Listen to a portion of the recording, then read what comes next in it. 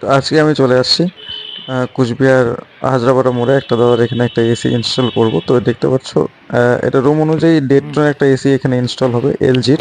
তো LG 3 star এটা AC রয়েছে।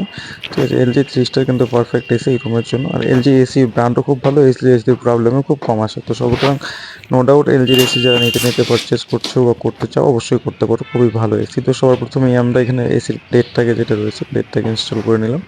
প্লেটটাকে ইনস্টল করার পরে ফুটো করে নিয়েছি। এখানে আমরা অল টোটাল কাজ প্রায় কমপ্লিট করে নিয়েছি। ওয়্যারটাকে তারপরে এখান থেকে পাইপটাকে আমরা ক্লিয়ার নাট টাইট করে ফেলেছি, কিন্তু পিছনে যে ব্যাক সাইডে যে জায়গাটা রয়েছে সেখান থেকে কিন্তু এগুলো করা খুবই অসম্ভব হবে।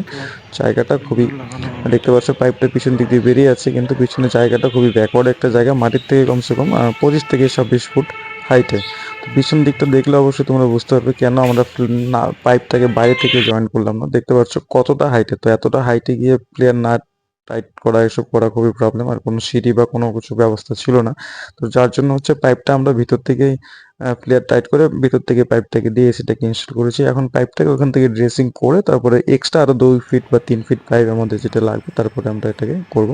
সব কিছু করতে করতে আমাদের রাত হয়ে গেছে, যার জন্য হচ্ছে আউটডোরের যে বাকি পার্টগুলো সেগুলো আমি ভিডিও করতে পারিনি, অন্ধকার হয়ে গেছিলো। জাস্ট এখন সব কমপ্লিট চলছে। হ্যাঁ, দেখতে হ্যাঁ। পাচ্ছি এসি রানিং, এসি চলছে। এখন কিন্তু একটা বিশেষ অফার চলছে, কেউ যদি তোমরা এসি পারচেস করতে চাও, কুচবিহার থেকে যদি কেউ হ্যাঁ, ভিডিওটা হ্যাঁ। দেখে থাকো অবশ্যই কিন্তু তোমরা কমেন্ট করতে পারো। কেউ যদি এসি পারচেস করতে চাও এখন কিন্তু ফ্রি ইনস্টলেশন রয়েছে, ইনস্টলেশনের জন্য কিন্তু কোনো রকম কোনো চার্জ দিতে হবে না।